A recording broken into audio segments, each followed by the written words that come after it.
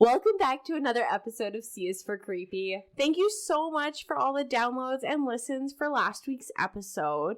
We love hearing and seeing all of the feedback from everyone. Yes, please do not forget to especially leave us a review on Apple Podcasts. That really helps get the word out there to other people that might like hearing our fun combo of true crime and paranormal. Yes, that would be so great. So, what is your V story? All right, so this week I am pairing V with vacation crime. Ooh, please tell me this is about, like, what am I thinking? Sorry. Not I had a little bit to drink tonight. It's not like we're not talking like so much murder this time around. It's more like focusing on thefts and pickpocketing. Okay. Yeah, okay. I needed a little break from the murder, so I appreciate that. Yeah. So V is where it's coming from. Beautiful. Okay. Okay. So although what is our Britannica? No Britannica this time. I feel like I don't think vacation needed a definition. Come on, I'm here for the Britannica. Get no your definition. shit together. Okay, my shit was not together this week. I feel that. Okay. All right. Although the vast majority of travelers who go to different destinations do not die by the hands of another, there are signs that crime and tourism do go hand in hand. Like, to be fair, I would rather die in Mexico on a nice hot summer beach somewhere than, minus 40 Edmonton. Yeah, but then, I mean, personally, maybe that might be better for you, but I don't know, it's like some of the deaths that take place in foreign countries are, not I would like to die of gentle. Natural causes. Yeah. On a beach in Mexico with a drink in my hand. Then, too, the other issue with that is that your loved ones have to transport your body back. But, I'm already dead at that point. What if they lose your body? What if it's just, a misplaced luggage? Honestly, I would like to be turned into trees. So, if you just lose my body in a forest somewhere, so be it. That's my feelings. Okay. I feel like we put too much stock into burials. I don't disagree with that. But I feel like your loved ones are like, sucks to suck. Like, the fuck, Kourtney? What are you doing with your life? Oh, man. Some crimes are more common in vacation destinations. Yes, tell me more. These include prostitution, pickpocketing, fraud, organized crime, and mass transit crimes. Okay. There are some reasons why tourists on vacation would be easy targets for criminals. As many tourists travel with cash, they are a lucrative target, and being on vacation, many tourists might let their guard down and just relax into the environment. This can spell disaster for some tourists who might simply be in the wrong place at the wrong time. The most common crime committed to tourists is theft. However, physical and sexual assault, credit card fraud, and other scams affect many vulnerable vacation goers as well. In vacation cities, there tends to be places where tourists congregate, meaning there is an unending supply of potential victims of theft. Quote-unquote tourist traps? Well, yes. That's a very literal way of... I like how you work that, because that's exactly what it is. I called it likening to shooting fish in a barrel. Perfect. Due to the ease in which pickpockets can identify tourists and make off with their money or other valuables, so it makes these areas prime targets for criminal activity. Well, I know if you are traveling anywhere, they tell you a lot of the tourist traps, and they're like, don't do this. If this happens to you, do not, just walk away. I do have some safety tips, but we're not looking at specific scams that people might try to pull. But I do have some fun traveler's tips. Ooh. Eventually. Is it going to equate to your Britannica that's missing? Yeah, it could. Okay. It could if you want to take it that way. Okay. I'm really upset about it.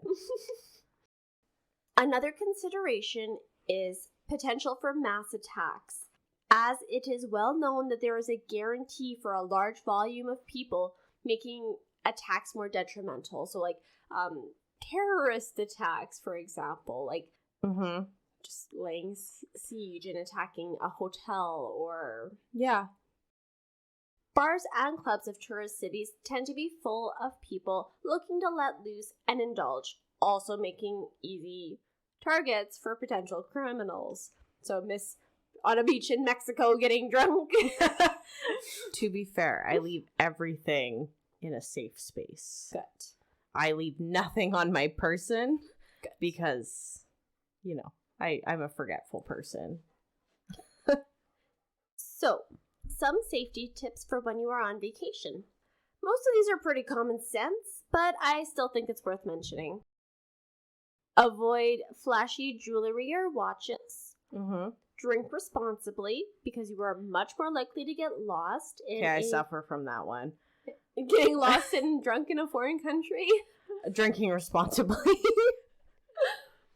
Yeah. I might have to edit this out, but somebody I know was traveling abroad and they were mugged twice. Oh my god. After drinking too much. Oh my goodness. So I'm not going to name names, but yes, I know someone twice in the same trip. To be fair, I never drink irresponsibly off of the premises of which I'm staying. Okay. I feel like that's a little bit better, but like, yeah, no going to clubs and getting drunk. Absolutely not. And then going into a dark alley or into an unknown street. No, it's with people you don't know. No, it's from my hotel room to the bar, down the stairs, and then back up to my hotel room. Good. It's a little better, but still, like, know that's your surroundings. Wild. Watch your drinks. Yeah. Yeah. Jesus. Yeah. So yeah, being obviously intoxicated can make you an easy target pretty much anywhere you go. So Touché. just drink responsibly in general. Feeling personally attacked. It's responsible, just people are going to hear it. Oh, this is fun. Okay, do not carry large sums of money on you. If you must bring cash, ensure that where you are staying has a reliable safe and use it when you are out for the day. Also, try not to keep all of your money on your person in the same location. So don't keep all of your money in your wallet. Keep like money in your wallet, maybe a card in your pocket, like keep it in different places in case you are pickpocketed. That way you have a backup. That makes total sense. Know the emergency number of where you are visiting, because not lots of people, we're Canadian, but it's a very Americanized ideology of like, oh, you call 911. That's not the emergency number everywhere in the world. I believe the UK is 999. Oh. So just make sure where you're traveling, you know their emergency line, or if they have one, because maybe not where you're going might not have one, so you need to know the emergency numbers. Oh, that's really interesting to think about.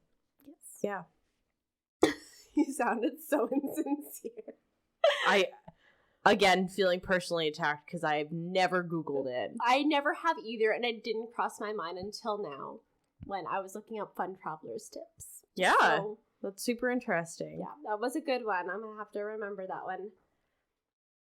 Use a crossbody bag and use traveler's locks, because like if you just have your purse slung over your shoulders, it's really easy to grab and just go. Who uses a purse these days? I know, I've got a backpack, so. I got a pocket. Try not to dress like an obvious tourist, so stay away from the big floral print if you're going to Hawaii, even though the temptation is there.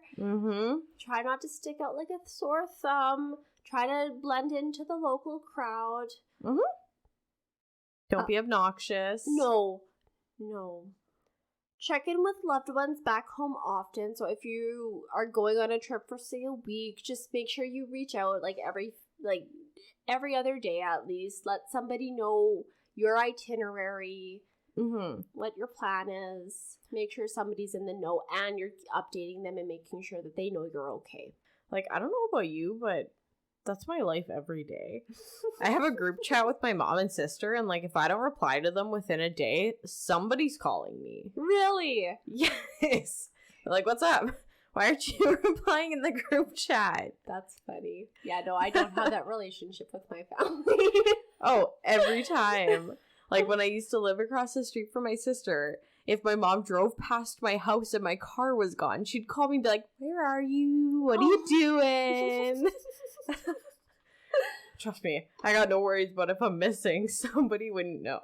Somebody would know right away. Yeah.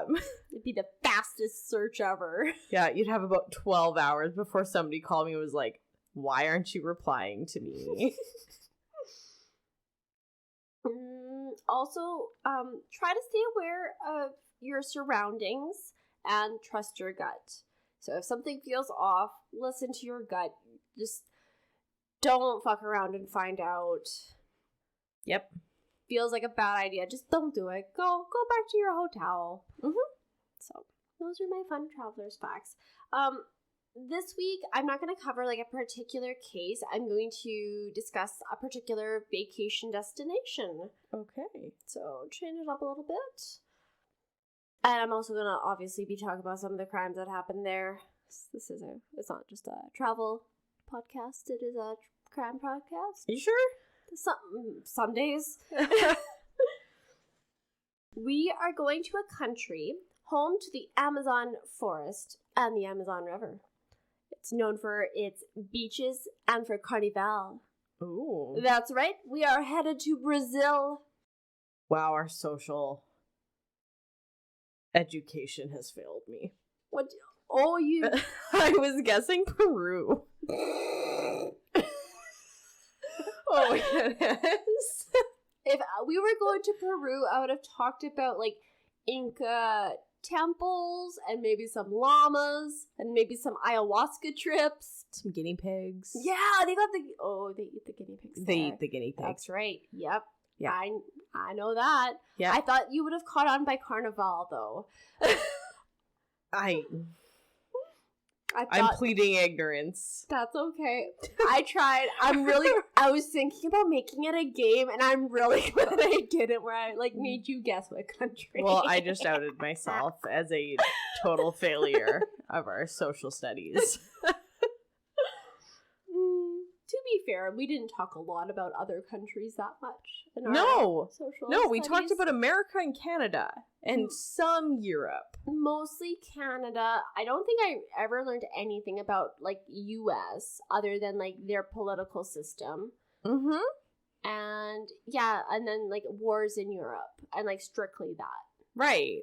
Like, I think the last time somebody actually asked me about other continents probably would have been elementary school. Yeah, we're not very good at being taught about the world. They leave that up to us. Yeah. It's unfortunate. But, you know, we're going to learn everything about the Black Plague. Yes, that's that was 90% of our education. And more. And a lot of wars. And dates. Oh my goodness, dates.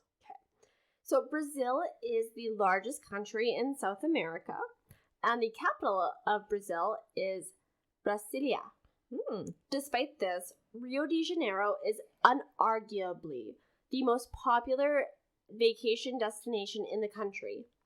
Home to beautiful views, which change from golden beaches to mountains and waterfalls, the city is home to a vibrant urban sprawl with a great night scene, making it ideal for many people to visit. Okay. So, like, on paper, well, you know, that's not even true, because it is home to, like, some of the most friendly people I was reading. Like, there's a lot of good things. It's a vibrant city. It is full of life. They've got soccer, they've got beaches, they've got incredible food, coffee. Like, there's a lot of really wonderful things. Well, and they have wonderful, like, festivals. Yeah, Carnival. Yeah. So, like, it's a really, like, I definitely want to go to Brazil one day. But I'm also a loser who was obsessed with the Amazon rainforest since I was a little kid. So I just want to go there for that. Maybe the podcast will blow up and we can just do all of our worldly travels. That would be amazing. Right? We need to tour in Brazil. Let's get some listeners. Yes. So Brazil and Louisiana. Yes. We need at least those two. But yes. We want to visit everywhere. Of course. So let's talk about some notable cases that I found. Yes.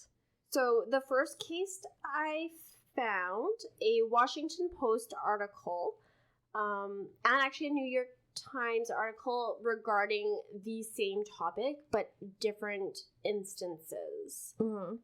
So Rio de Janeiro is home to the iconic Christ the Savior statue, yep, which is visited, according to articles published in 2019, by around 2 million people each year. Okay. Being such a well-known tourist location has unfortunately made the trails leading to the giant statue unsafe for the visitors. Mm-hmm. In July of 2017, it was reported that a man had been stabbed and robbed on his way up the steep jungle trail. So this ended up like having to close the trail so that people could investigate, and the trail was actually like closed for a little bit. Oh.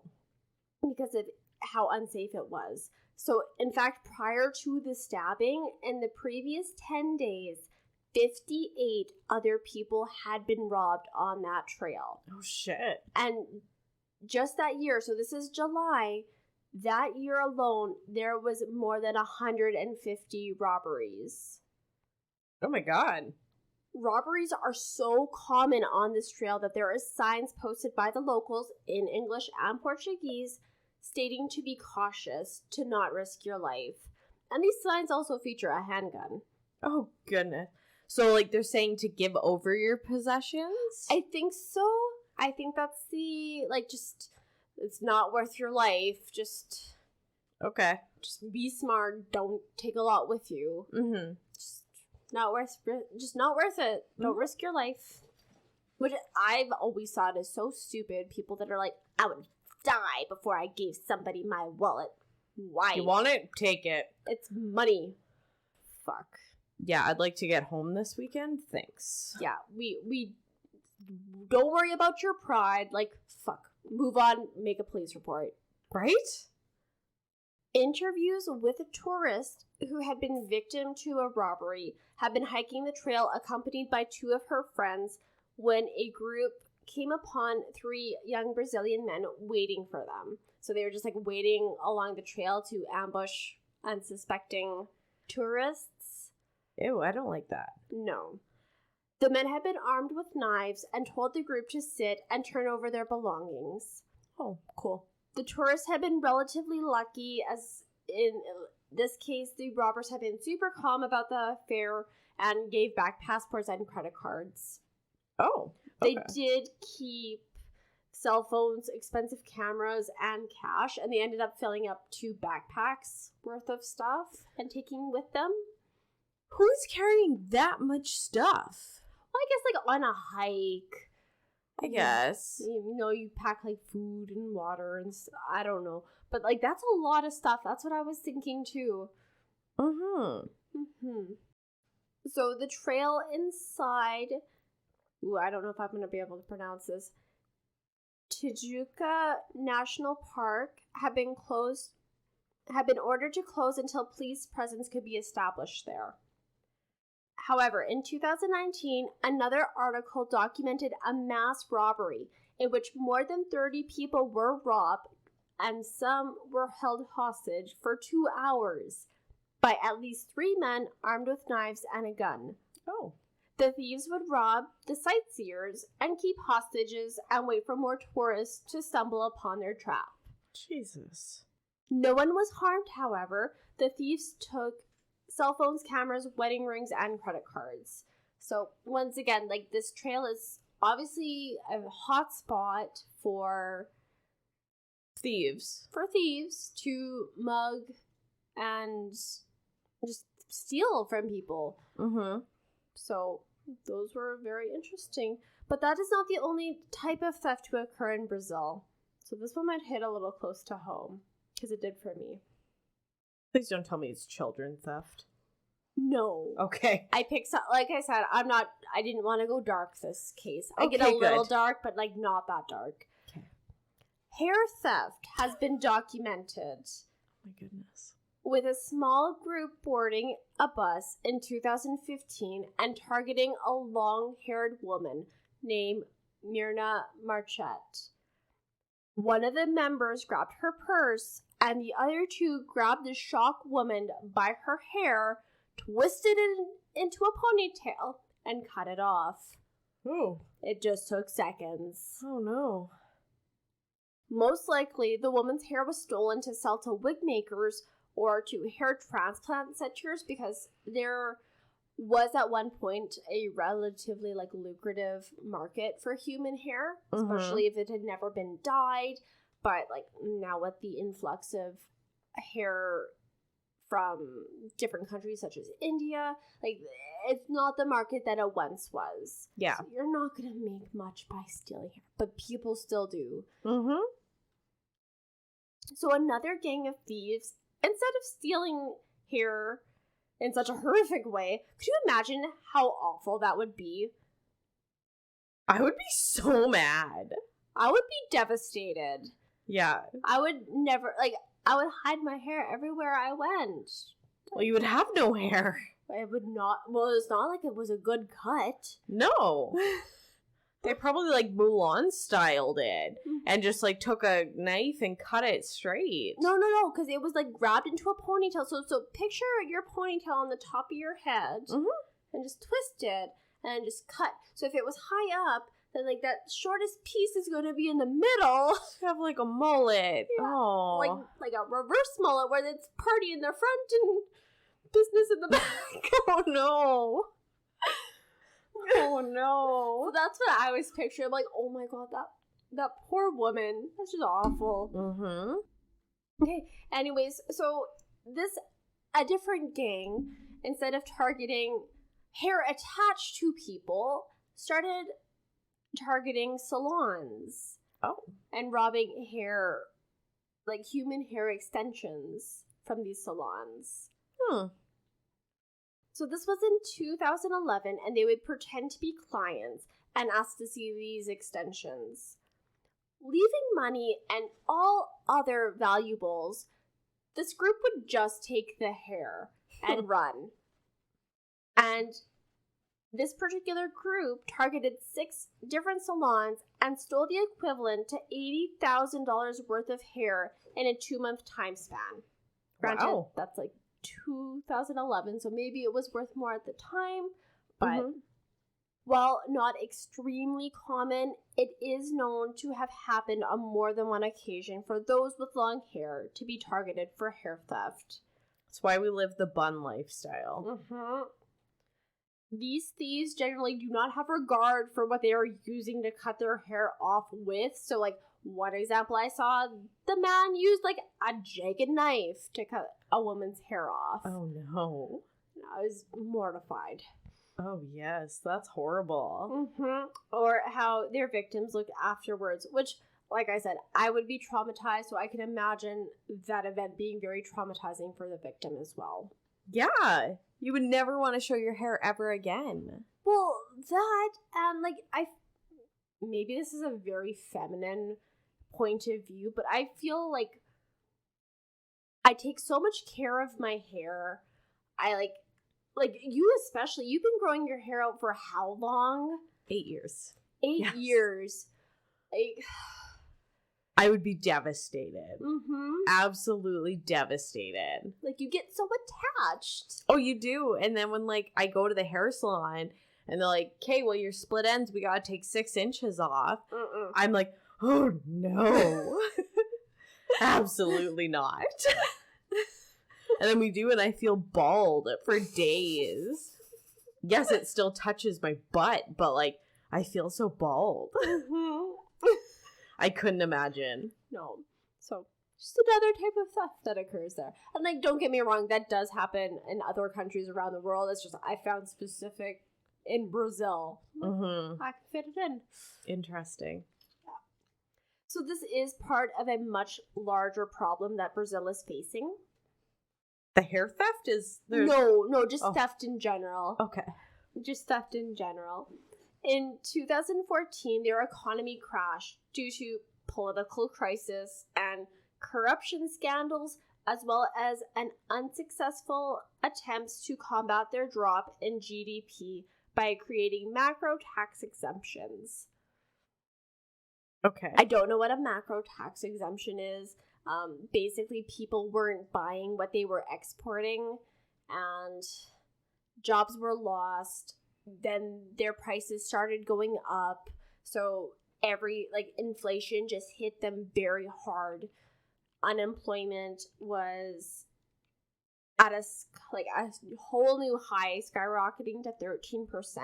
Oh. So with a lack of jobs and now an influx of tourists. Well, there is tourists, but it makes them easy targets for different crimes, right?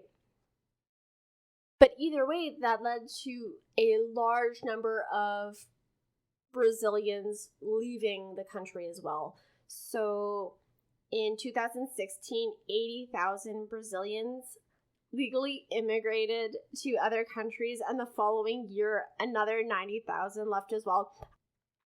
So crime was on the rise due to poverty, but what's more is the government was struggling to pay its public workers on time, and that included their police force. Oh, that's always good. Yes.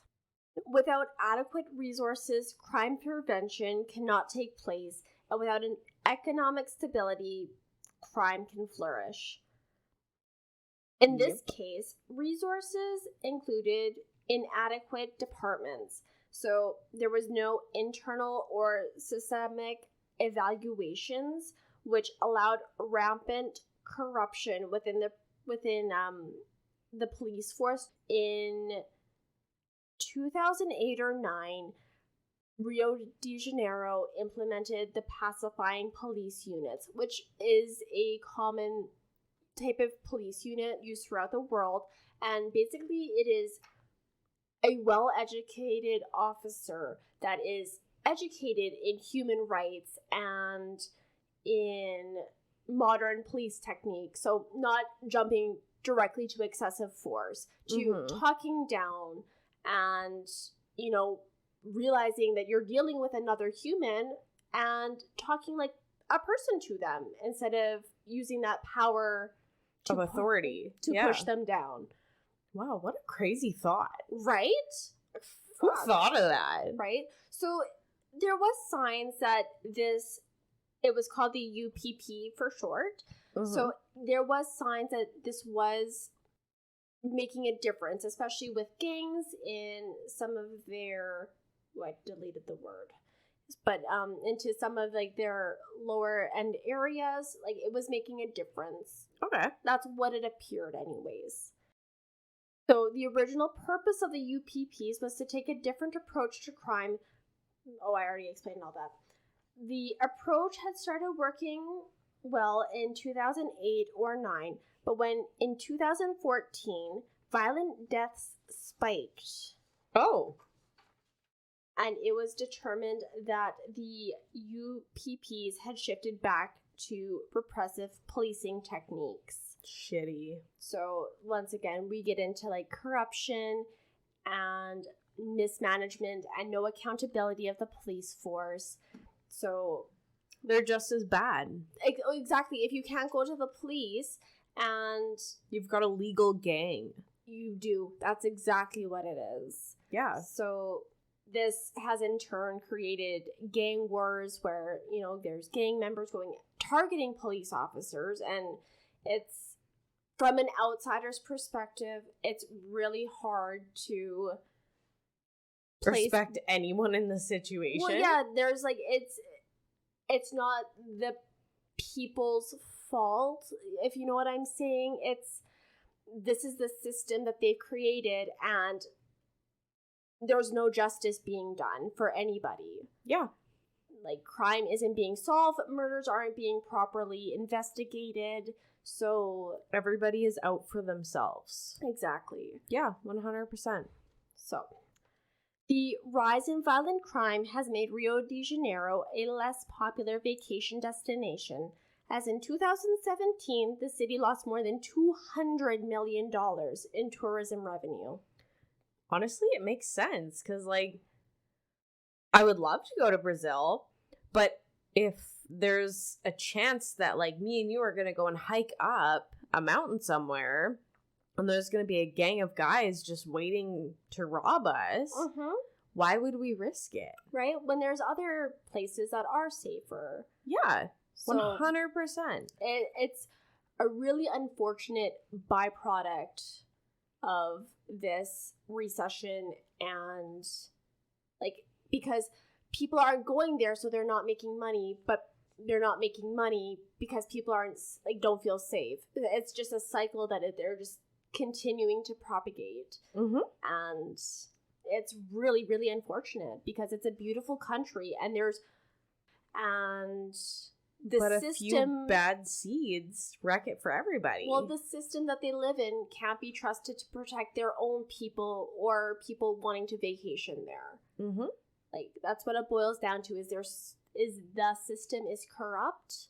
Yep. And it's, like I said, it's hard to place any blame on individual people when it's a systemic problem. Yeah. Or, you know, we could all just pretend to be nice to each other. Call it a day. So, I'm covering a really interesting case next week. And it kind of talks about how, like, the psychology kind of shifts. How when people start to hoard wealth, the psychology changes in humans. So you put people in this society where instead of helping each other, they are forced to look out for themselves. And that shift changes. It becomes a different kind of survival, where instead of looking out for common man, because common man will look out for you, it's not going to happen. So it's really... I'm so excited for next week. So according to a recent Travel Safe Abroad article I found that it rates the risk level as medium, with pickpocketing and scams being on the very highly category, so, like, the highest risk, with, like, moderate being, like, women traveling alone, or, like, environmental, which I don't know, I'd take that risk anyways, but so that's kind of where it is. While this is a beautiful country, there is still a massive until there is a massive police reform, it looks like it'll be unlikely to be the safest destination for the foreseeable future. So, that is my case. That's fucking crazy. Right? It's really sad. It's so sad. Because you hear so many good things about the rainforest and Brazil, but also as a woman, no thank you. No. I look for places that me, myself, and I would be safe. And it's really unfortunate. It really is. It really is. So I wanted to talk about... I know when we went to Paris, when I was much younger, when we were walking the Eiffel Tower, there was men with, like, machine guns hanging around the Eiffel Tower. And I remember just being like, what the actual fuck is happening? Why is there men with automatic guns hanging out at the Eiffel Tower? And, like, being from Canada, where guns aren't completely normalized, like, yeah, you got Farmer Joe and his shotgun, but... Well, their police force carries handguns on them, or different guns. Like in Brazil? No, in Canada. Oh, well, yeah. Yeah, but, so, like, not well, like automatic weapons are banned here. No. But I don't fear somebody has a gun on them. So, like, going to Paris and seeing somebody with an automatic rifle. Was that just like a random person, or was it No, like a guard? It was a guard. Like, they had Okay. hundreds of guards walking the Eiffel Tower. So I remember just thinking, like, this is such a uncomfortable experience. So it's things like that just make us like, do I really need to see this? Or can I see this from afar? You know? Mm-hmm. It's really unfortunate. It is. It really is. But that is my V for vacation crimes. Makes me uncomfortable. Okay. Well, at least you're not sad. At least I'm not sad. Yeah, no, there's no depressing. It's, yeah. I appreciate that. And just hold on to your hair a little tighter. Just tighten the button. Yeah. All right. Well, thank you so much, Elyse. You bet. All right. What is your V? My V, we are going to the Vulture gold mine. Okay. Have you ever heard of it? I have not. No. Okay, you definitely have heard of this. I don't think so. Okay. Like, every podcast we listen to has at least covered this once. Like, maybe I forgot about it, but I don't remember hearing about it. All good. So, the Vulture mine was a gold mine and settlement in Maricopa County, Arizona, United States. Okay. Have you ever noticed that, like, almost all of these big haunted moments are in the United States? I have noticed that. Like, I wonder if it's just the fact that, like, the United States are willing to talk about it. Or, you know, maybe we're just more apt to hear about them being where we are. This is true. Yes. Okay. The mine began in 1863 and became the most productive, influential gold mine in Arizona history.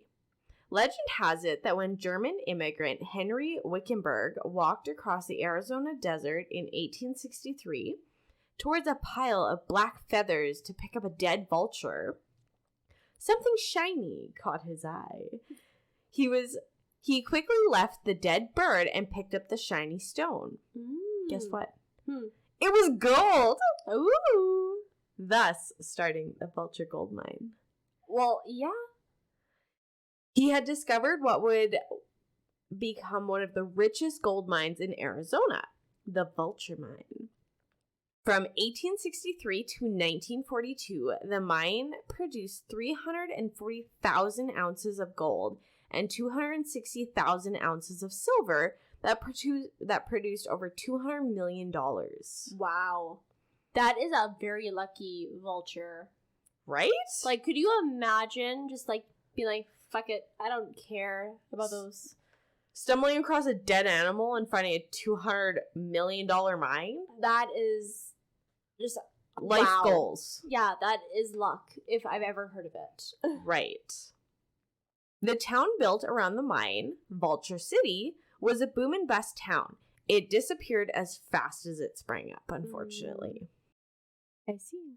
At its height, the Vulture City had a population of about 5,000 people. Okay. Vulture Gold Mine is credited with founding the nearby town of Wickenburg and the agricultural area that sprouted to serve the mines. It also helped the growth in Phoenix. Okay. The mine was built when Henry Wickenburg arrived in California, discovering the high-grade gold ore, and in the area, miners then flocked to the area, hoping to get rich quick. Like a flock of vultures? Quite literally. Vulture Gold Mine was prosperous, but the miners led hard lives. The daily grind inside the mines was tough. It was dark, dusty, and dangerous. Mm-hmm. There were many fights, and the feuds unfortunately followed the miners back into town. So, before I go any farther, from what I had read, they didn't use support beams because the rock was so hard. So, knowing what I know now, of course, there's going to be cave-ins and lots of dangerous situations. But from what I read, they did not use any form of safety beams. This was before OSHA. Literally. Once the mines closed for the day, the miners went back to Vulture City to rest. And when the saloons and brothels filled up, they would get rowdy. Shootouts, murders, rapes, they were all very common in Vulture City. I believe it. Right? Now, this is where me and you are on the same wavelength again. No way. Thieves ran amok in the mines. Oh. Stealing was common. Some estimates say that up to half of the ore that was mined from the Vulture mine was stolen by thieves. Okay, but to be fair, like, it's just there. Like, what, you own it? You just found a bird and now you say you own it. Good for you. Right? Like, no, that's not how that works. Yeah. Though everybody stole from the mines, stealing was punishable by death. The town never had an official lawman, so punishment was dished out vigilante style. Oh no. Which I can get behind. Uh-oh. Yeah, until you piss off the wrong guy. He's like, you stole. You didn't. Girl, wait till next week. My story is fire. Okay. About vigilante style. Okay. The hanging tree was just outside of Henry Wickenburg's old home, and when used to hang thieves who got caught. And was used to hang thieves who got caught. Don't mind me. Oh. Yeah, it's great. I'm ready for it. 18 men were hung on the hanging tree in Vulture. It was said the men who were hung took hours to die and were left to rot in the hot sun until they were buried near the tree. Hours to die? So they didn't have, like, a platform where they dropped. No, I get that, but, like, strangulation, I would hope wouldn't take hours. It's actually suffocation at that point. I see. Because strangulation, you don't have that quick drop to break your neck. You suffocate because of the rope and your body weight. I see. That's awful. I would still hope it wouldn't take hours. Like, minutes. Have you ever watched Disenchantment? No. Oh, girl. No. You should. There's a scene where, like, they're trying to hang one of the main characters, and he's too light to actually hang, so he's just, like, hanging there on a noose, just talking to everybody. And that's what I kind of, like, associated with their hangings. Oh, no. I don't like that. Right? So in 1942, the Vulture mine was shut down by regulatory agency for processing gold. This was a violation at the time because all resources were to be focused on the war effort. So because they were still mining gold while the war was going on, they got shut down. Yep. Makes sense. The mine appealed the shutdown and reopened, but with less vigor. A few years later, the mine closed permanently. After the mine closed, the city was abandoned and became a ghost town. The deposit was later sold to Benjamin Phelps, who represented a group of investors that eventually organized under the name of Vulture Mining Company. Oh, so they keep the Vulture name alive. Yep. Okay. Today, the mine and ghost town are privately owned, but tours are offered. 2-hour dirt path guided walking tours at the historic Vulture mine offers a glimpse of the olden days through a tour of some of the remaining buildings of Vulture City. Okay. Yeah. So I did watch a couple ghost hunting tours from BuzzFeed Unsolved and then even Zach Bagans. Ghost Adventures. Every time.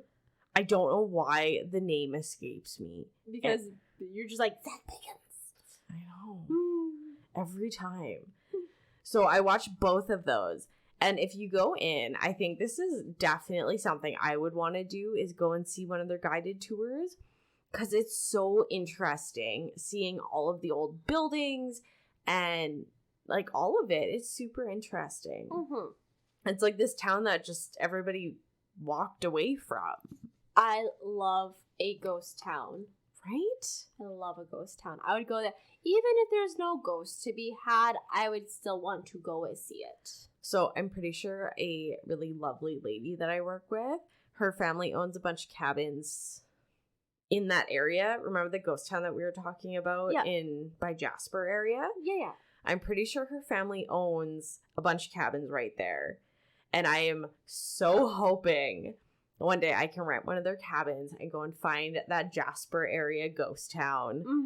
Because there's like a big list of all the Alberta ghost towns.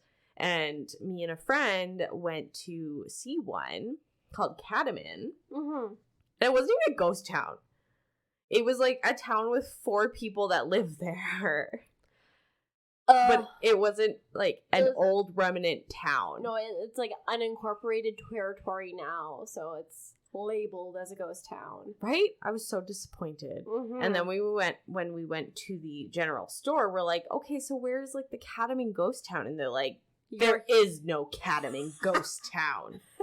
I was like, that's disappointing. That is disappointing. So, I'm so excited. I want to see a real ghost town. Right? I want to see buildings that like people used to live in that are just gone. Yeah. I'm ready for it. So, in the spirit of the Old West, Vulture was a rough place. Miners often died in cave-ins, while dozens were hung from the infamous hanging tree when they were caught stealing gold. There were many gruesome tales of rapes, murders, and freak accidents in the mines and surrounding towns, which left a haunted legacy in the now abandoned ghost town. The Vulture Mine is privately owned, but it's open to the public for a small fee.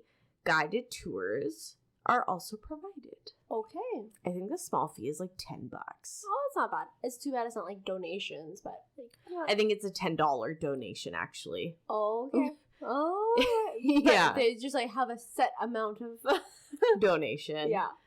Yeah. It's also overrun by the ghosts of the long forgotten miners who love to haunt gullible tourists. Okay, so I know it's mining and like there's miners that work in mines, but I cannot disassociate miners from like underage. So I just always like pictured children working in these mines. Like that's my brain association. It's so stupid. Okay, these are grown men. I know logically these are rough and tough men, but I just always picture like children. Miners. Yeah. Like Snow White. Yeah. Well, those are dwarves, they're not children. Fair. Tourists and staff alike often hear footsteps creeping up behind them, strange, disembodied voices whispering into their ears, and ghostly apparitions wandering around the mines. Ooh. Which I think the worst part about this would be like somebody whispering in my ear. I'm not here for it. Not a fan, no. Many often report shadows on the walls when nobody else is there, and the sound of pickaxes striking the walls. No. Yeah. No. One tale is a sad story of Jimmy Davis. One day while Jimmy was working on the mines, the pulley system malfunctioned. Jimmy got up on a ladder to fix the belt when his arm got stuck in the loop of the pulley. The belt tightened when he tried to get out, and Jimmy was launched several feet in the air with his arm still stuck in the loop. Oh my god. His body smashed into multiple pieces of heavy machinery, breaking every bone in the man's body, before dumping his body hundreds of feet down into the central mine shaft. Oh my god, that's a horrible way to go. Right? The worst part was that Jimmy wasn't killed right away. Oh no. It took about 5 hours for Jimmy to die. Oh. Oh no. He cried and begged for mercy, being in excruciating pain, but it was no use. His body was too far down to be recovered. Oh, that's awful. Right?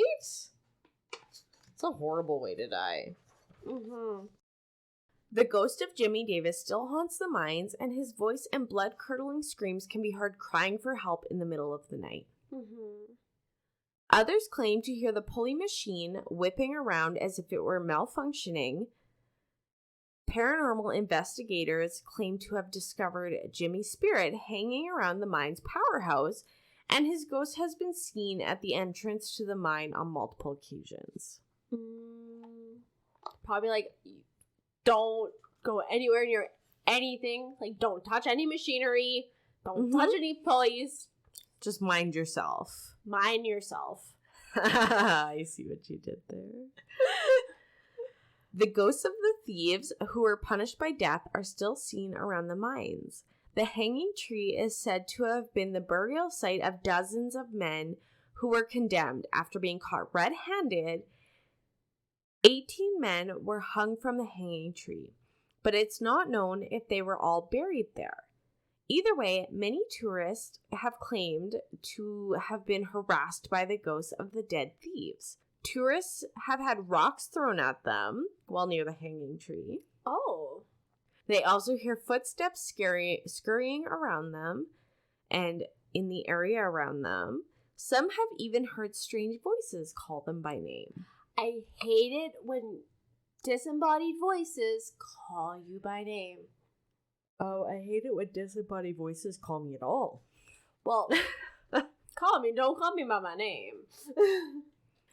Yeah, I think if you use my actual name, that would be a lot more creepy. Yes. Like, hello, Elyse. Oh, fuck that. Nope. Turning around. Hard pass. Yeah. Like, throw rocks at me before you say my name. Right? A group of thieves killed in a freak accident also haunt Vulture City. A particularly prosperous area near the head of the mine called the Glory Hole was the site of a lot of stealing once the main body of the ore was dug out.